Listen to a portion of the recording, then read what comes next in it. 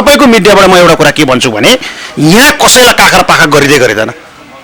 हामी त्यो गर्नलाई आएकै होइन, बुझ्नु भएन? बालिनजी त्यो गर्नलाई आएकै होइन। बालिनजी धेरै ठुलो हिम्मत र दम लिएर अगाडि बढ्नु भएको मानिस हो। अहिले हेर्नुहोस् त नगर प्रहरीलाई कति आत्मविश्वासका साथ कति सपोर्ट र साथ दिएर अगाडि बढाइरहनु भएको छ।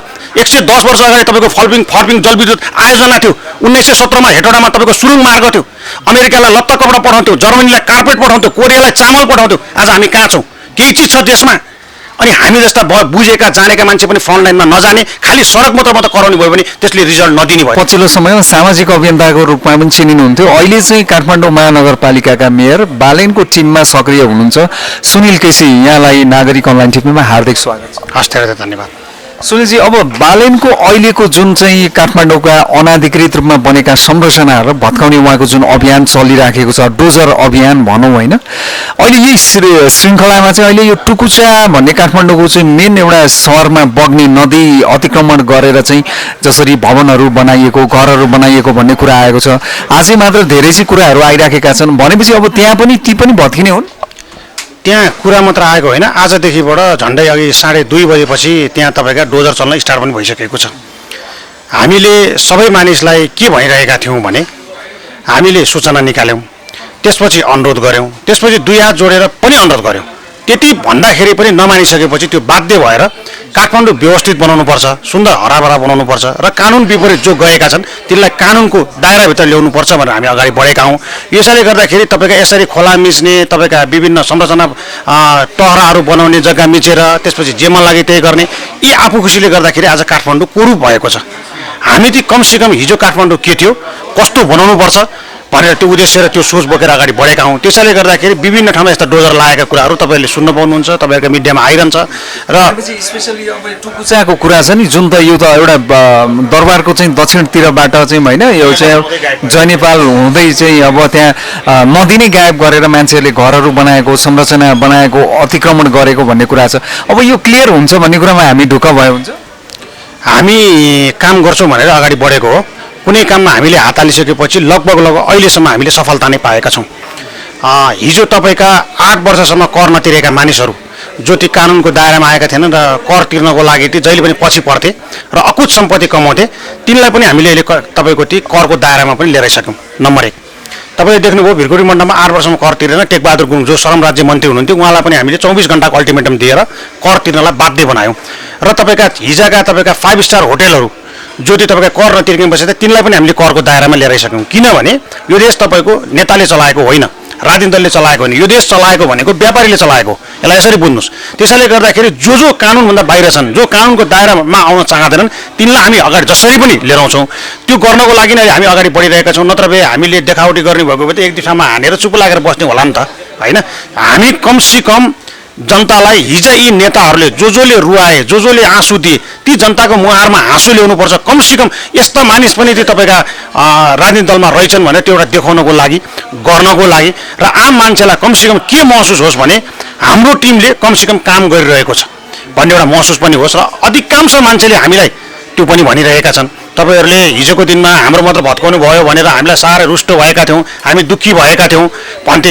आज के भन्न थाले भने ती तपाईँका भत्केका जो ती तपाईँका हामीले 2 हात जोडेर छोडेका मानिसहरू पनि हामीसँग आएर जोडिएर अहिले हाम्रो अभियानमा हिँडिरहनु भएको छ। त्यसैले गर्दाखेरि हाम्रो उद्देश्य सुन्दर सफा हराभरा काठमाडौँ बनाउँ भनेको यो कानुनभन्दा विपरीत जो छ भने त्यसलाई कसैलाई पनि छोडिँदैन, कसैलाई पनि चान्सै छैन। अहिलेसम्म छोडेकै छैनौँ। तपाईँले डोजर नलागेको दिन देख्नु भएको छ। सकभर हामी डोजर नलाउने अवस्थामा पुगौँ। हामीले भनेका कुराहरू सबैजनाले बुझ्दिउन्, हामीले अनुरोध गरेका कुराहरू मान्दिउन् भन्दै पनि तपाईँको मान्दैनन् भने त बाध्य भएर लगाउनु परेको हो नि। कानुन विपरीत जान खोज्छ भने त्यसलाई कानुनी दायरामा ल्याउनु हामीले के नराम्रो गऱ्यौँ? भनेपछि यो दसैँ तिहार पनि आउँदैछ, दसैँ तिहार चाडबाड केही भनिँदैन? यो दसैँ आएपछि उहाँहरूले तिहार भन्नुहुन्छ, तिहार आइसकेपछि छठ भन्नुहुन्छ, छठ आएपछि नयाँ वर्ष भन्नुहुन्छ, जाडो महिना भन्नुहुन्छ, अनि हामी यसमै घुमै गर्ने अव्यवस्थित काठमाडौँ बनाउने।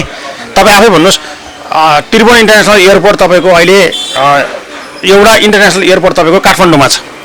त्यहाँबाट पर्यटक काठमाडौँबाट तपाईँको त्यो एयरपोर्टबाट पर्यटक बाहिर आयो भने काठमाडौँ हामीले यही देखाउने हो, यही अस्तव्यस्त देखाउने हो, यही होर्डिङ बोर्डको जात्रा देखाउने हो। फुटपाथमै छैन, सडकमै छैन, यही अवस्था देखाउने हो त। अनि हामी भन्दाखेरि त्यो नारा चाहिँ ठुला लिएर हिँड्ने 2021 सालमा हामी भ्रमण वर्ष मनाउने, 2022 मा बनाउने भन्ने, तर काम चाहिँ केही गर्नु पर्दैन, बोलेर त हुँदैन होला। त्यसैले गर्दाखेरि काम गर्नुपर्छ भनेर बालेनजी, म, राजु पाण्डे जो एसपी हुनुहुन्छ एक्लैले केही गर्न सकिँदैन अर्जुनजी। हामीसँग एउटा टिम छ, त्यो टिम हामी सहकार्य गरेर अगाडि बढेका हौँ। त्यसैले गर्दाखेरि हामी कमसेकम 5 वर्षभित्रसम्ममा धेरै अनुभूति आम जनतालाई दिन्छौँ। र अर्को कुरा तपाईँलाई भनौँ, हामी अब केही समयपछि भत्काउने काम मात्र हुँदैन, अब हामी बनाउने कामतिर लाग्छौँ। के बनाउनुहुन्छ त्यो? हेर्नुहोस् न, अब तपाईँका त्यहाँ हामी फुटपाथहरूमा फुटपाथ व्यवस्था गर्छौँ, राम्रा राम्रा तपाईँका गार्डनहरू बनाउँछौँ। त्यसपछि जसले संरचना मिचेका छन् त्यहाँ तपाईँका ती विभिन्न गार्डनहरू बनाएर त्यसलाई अगाडि बढाउँछौँ। त्यसपछि तपाईँका काठमाडौँभरि तपाईँका जसरी ती अहिले असुरक्षित छ भनिरहेका छौँ त्यसमा तपाईँका हामी सदा तपाईँको CCTV जडान गर्छौँ। बुझ्नु भएन? हामी कमसेकम केही सोच बोकेर अगाडि बढेका मान्छे हौँ, नत्र भए हामीलाई पनि लडाउनको लागि, भर्याङ हाल्नको लागि कति गाली आयो होला, कति नेताहरूले भने होला। हामी एक कदम पछाडि लुकेर बसेका छौँ, घरमा मात्र बसेका छौँ। म त जहिले पनि डोजरको सबैभन्दा अगाडि फ्रन्ट लाइनमा छु, हजारौँ मानिसले देखिने ठाउँमा छु, मिडियामा बोलिरहेको छु। त्यसैले गर्दाखेरि हामी लुकेर छिपेर होइन, हामीले गलत गरेको भए पो हामी डराउने। हामी त कमसेकम काठमाडौँ एउटा ट्र्याकमा लिएर कमसेकम व्यवस्थित एउटा सहर बनाऊ, जस्तोसुकै जे पनि तपाईँको यो राजधानी हो, 50 लाख मान्छे बस्ने ठाउँ हो। त्यसैले गर्दा हाम्रो उद्देश्य यति मात्र हो। अघि पनि मैले भने हामी कमसेकम यहाँ तपाईँको सुन्दर हराभरा काठमाडौँ बनाउन चाहन्छौँ। अब यो बनाउने क्रममा त सबैले सपोर्ट र साथ दिनु पर्यो, हामी एक्लैले मात्र सक्दैनौँ। हुन त त्यसरी सपोर्ट र साथ पनि हामीलाई सबैले दिएका छन्। तपाईँ इन्द्र जात्रामा देख्नुभयो, त्यत्रा भिआइपीहरू तपाईँका त्यहाँ इन्द्र जात्राको अवसरमा पारेर गएका थिए। त्यहाँ तपाईँको बालनजीको बाइकहरू कसैको नाम आयो, बालनजी हाई बाइक कसैको नाम आयो। आज राजनीति दलले राम्रो काम गरेको भए बालनजीको जन्म हुन्थ्यो, अथवा बालनजीले त्यो राजनीति गर्नु पर्थ्यो, मैले गर्नु पर्थ्यो, राजनीति गर्नु पर्दैन थियो नि त। उहाँहरूले केही नगरिसकेपछि अब यस्तो पारामा छोड्यो भने उहाँहरूको पनि हो र हामी पनि यो देशको एउटा जिम्मेवार नागरिक हौँ। नागरिकको पनि केही कर्तव्य हुन्छ देशप्रति जन्मेपछि। त्यसैले गर्दाखेरि हामी एउटा नागरिक भएर पनि हामीले हाम्रो ठाउँबाट काम गरौँ, सपोर्ट र साथ दिउँ।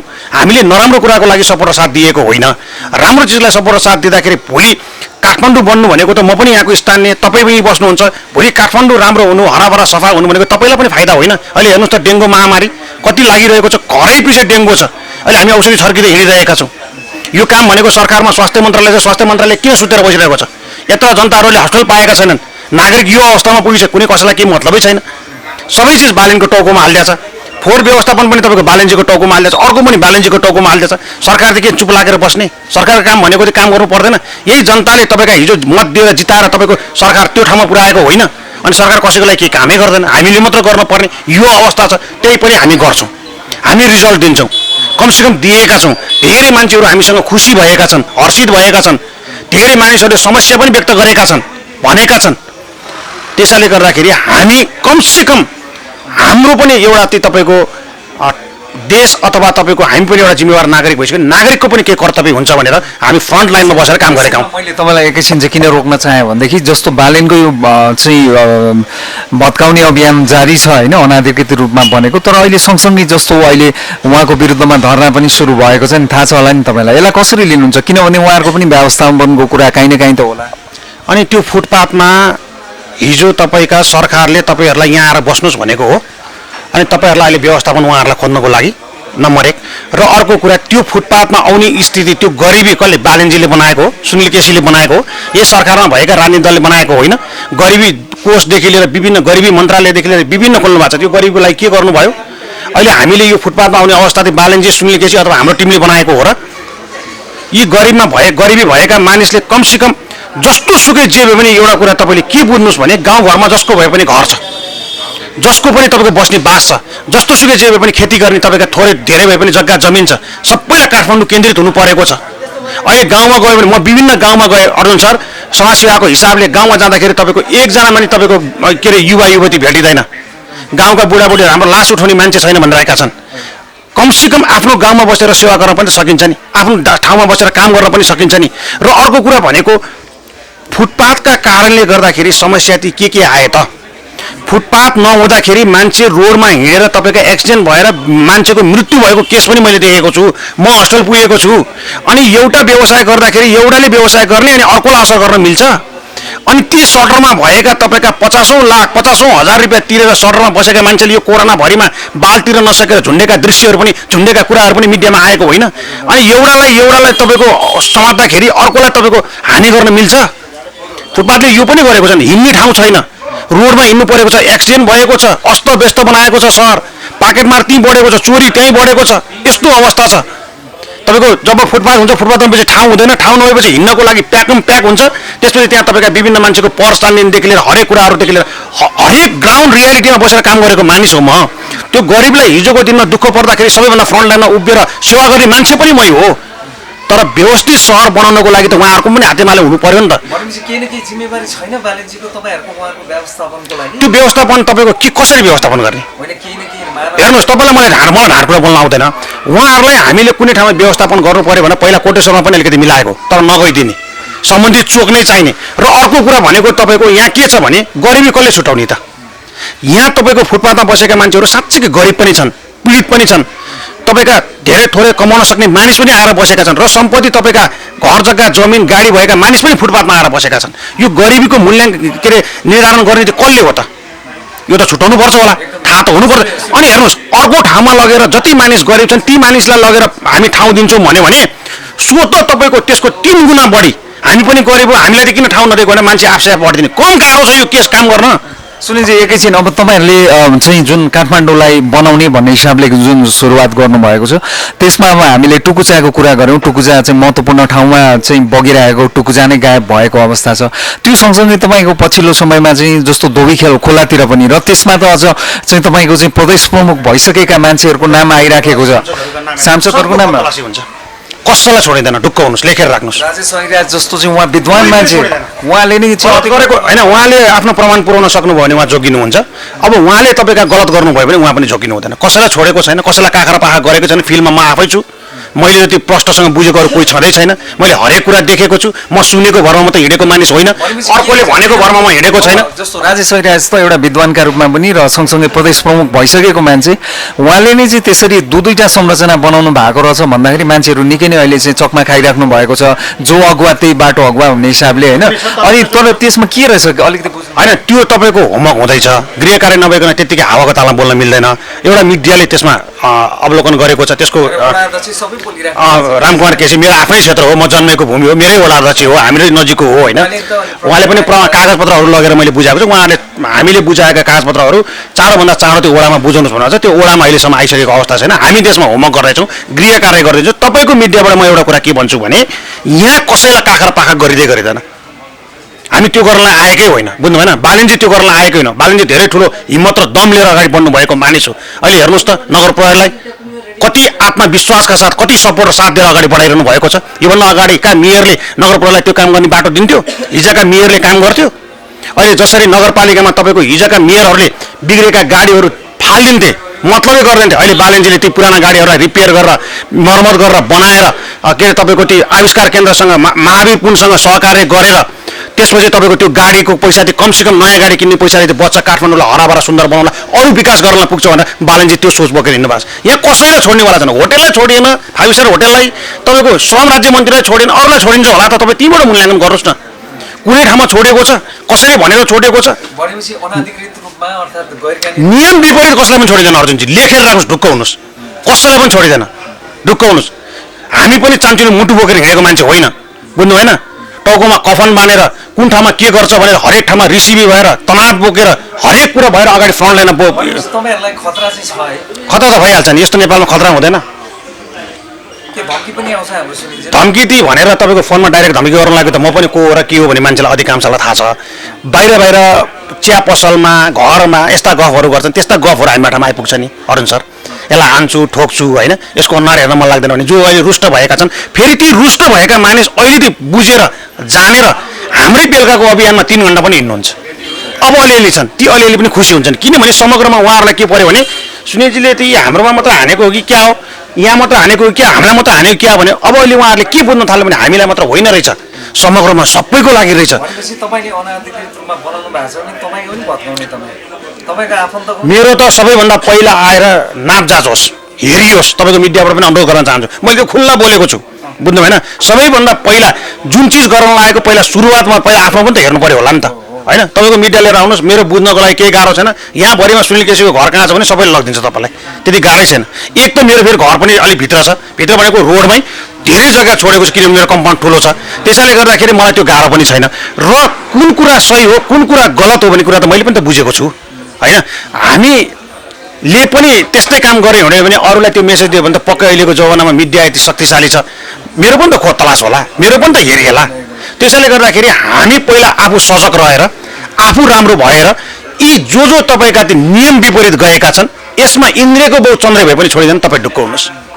सुनिलजी, अब एउटा महत्त्वपूर्ण प्रश्न, मङ्सिर 4 गते चुनाव छ र यहाँको चाहिँ अनौपचारिक रूपमा केही कुराहरू आएका छन्। स्वतन्त्र उम्मेदवार म बन्दैछु काठमाडौँ क्षेत्र नम्बर 2, जहाँ चाहिँ तपाईँको आफ्नो क्षेत्र पनि हो होइन। माधव कुमार नेपालजी पहिला यहाँबाट उठ्ने गर्नुहुन्थ्यो, यसपालि उहाँले नउठ्ने जस्तो घोषणा गर्नुभएको छ। भनेपछि के तपाईँ चुनाव लड्दै गरेको लड्ने लगभग कन्फर्म हो? माधव कुमार नेपाल जस्तो मान्छेहरूलाई हराउनुपर्छ भने अगाडि बढ्न लागेको होइन, उहाँले त छोडिहाल्नु नि। त्यस्ता मानिसहरूलाई हराउनुपर्छ भने अगाडि बढ्न लागेको। समाजको लागि के गर्नुभयो त, के काम गर्नुभयो त? खालि गफै मात्र जोत्ने, ठुलै कुरा मात्र गर्ने, यत्र देश बनाउने, युवाहरू खाडी मुलुक मात्र पठाउने, एयरपोर्टमा रुवावासी मात्र चलाउने, बाकसका लास आउने बाध्य बनाउने, नेपालमा भएका कल कारखाना उद्योग सबै बेचेर खाने, एउटा रोजगार कल कारखाना उद्योग नखोल्ने, ठुला ठुला कुरा गर्ने, ठुला ठुला हस्पिटल कहिले बनेको थियो भन्नुहोस् त? हिजोकै दिनमा बनेको थियो। प्राइभेट हस्पिटल बन्दैछ, सरकारी हस्पिटल कुन छ भन्नुहोस् त? टिचिङ कहिले बनेको? वीर हस्पिटल कहिले बनेको? पाटन कहिले बनेको? एयरपोर्ट कहिले बनेको? 45वटा भन्दा बढ्दो कल कारखाना उद्योग थियो नेपालमा। अहिले कुन चाहिँ कल कारखाना उद्योगमा नेपालमा तपाईँको रोजगार पाएको छ अहिले? यथार्थ कुरा जे हो त्यो तपाईँ हिजोका राजमार्गहरू हिजो बजेट नहुँदाखेरि पनि बन्थे। सत्य कुरा त पचाउन सक्नु पऱ्यो नि, यिनीहरूले पचाउनै सक्दैनन्। कार्यकर्ता होमा हो मिलाएर हिँडेका छन्। जबसम्म यो देशमा कार्यकर्ता सच्चिँदैन नि सर, तबसम्म आफ्नो नेताको विरुद्धमा बोल्न सक्दैन। कहिले पनि यो देश बन्दैन। गलतलाई गलत भन्न सक्नु पर्दैन। हामीलाई हाम्रो बुवा आमाले धेरै लगानी गरेर, मेहनत गरेर, खर्च गरेर पढाएको होइन। एउटा बुझ्न सक्ने मानिस बनाउनको लागि हामीलाई पढाएको होइन। गलतलाई गलत र सहीलाई सही पनि हामी छुट्याउन सक्दैनौँ भने के को मानव? हामी दाना भइगयो नि। सुन्नुहोस् न, यस्ता जोसुकै होस्, मभन्दा राम्रो मान्छे, सक्षम मान्छे, मैले बुझेको राजनीति हेर्नुहोस् है, मभन्दा राम्रो मान्छे आयो भने मैले हाँसी सपोर्ट साथ दिएर उहाँको पछाडि हिँड्न पनि सक्नुपर्छ। मभन्दा कमजोर मान्छे, कमजोर भनेको मतलब चाहिँ जसले राजनीतिलाई कमाइ खाने भाडो बनाउँछ, जसले पेसा बनाउँछ, जसले व्यक्तिगत स्वार्थ लगेर राजनीतिमा जोड्छ, त्यस्ता मान्छेको विरुद्धमा त म उठ्छु नि सर। बुझ्नु भएन? तिनीहरूसँग त पछाडि पर्दिनँ नि। जमाना एउटा कुरा तपाईँलाई भनौँ, म सो घोषित यो मिडियामा मात्र म उठ्न लाग्यो है भनेर हात हल्लाएको मान्छे होइन। म के अरे फेसबुकमा लेखेर सुनिल केसी पनि क्षेत्र नम्बर 2 को उम्मेदवार हो भनेर लेख्न लागेको मानिस होइन। तपाईँ भोलि बिहान आउनुहोस्, तपाईँलाई म जहाँ जान्छु त्यहाँ लिएर जान्छु। मलाई अधिकांश मान्छेले, म 10-5 को मात्र ड्युटी खाएर हिँड्ने मानिस होइन अर्जुनजी। म क्लब चलाउँछु, विभिन्न सङ्घ संस्था चलाउँछु, कोरोनामा एक दिन घरमा बसिन, भूकम्पमा हेर्नुहोस्, ग्राउन्ड रियालिटी बुझेर हिँडेको मानिस हो सुनिल केसी। अधिकांश मान्छेले सुनिल जस्ता युवाहरू चाहिँ अब फ्रन्टलाइनमा उभिएर उठ्नुपर्छ भनिसकेपछि मैले त्यसको बारेमा सोचेको, विचार गरेको। अधिकांश मान्छेले तपाईँको घर दैलो कार्यक्रममा हामी हिँडिदिन्छौँ, तपाईँलाई विभिन्न पार्टी कार्यालय खोल्नको लागि हामी ठाउँ दिन्छौँ, हाम्रो घर दिन्छौँ, हाम्रो स्पेस दिन्छौँ, तपाईँ अगाडि बढ्नु सोच्ने अधिकांश मान्छेले भनिसकेपछि त्यो बारेमा मैले सोचेको, विचार गरेको। कहाँ म तपाईँको आफू खुसी लागेर तपाईँले मलाई क्वेसन सोध्नुभयो, म उठ्न लाग्यो है, अथवा मैले फेसबुकमा म पनि उम्मेदवार हो है भनेर लेख्ने मान्छे सुनिल केसी होइन। म ग्राउन्डमा काम गरेर हिँडेको मानिस हो। अधिकांश मान्छेले सुनिल केसी को भनेर चिनेका छन्, बुझेका छन्। हरेकको दुःखमा गएर साथ दिन्छु, हरेक ठाउँमा गएर उभिदिन्छु, बोलिदिन्छु, सकेको सहयोग गरिदिन्छु। त्यसरी चिनेको पात्र हो अर्जुनजी म।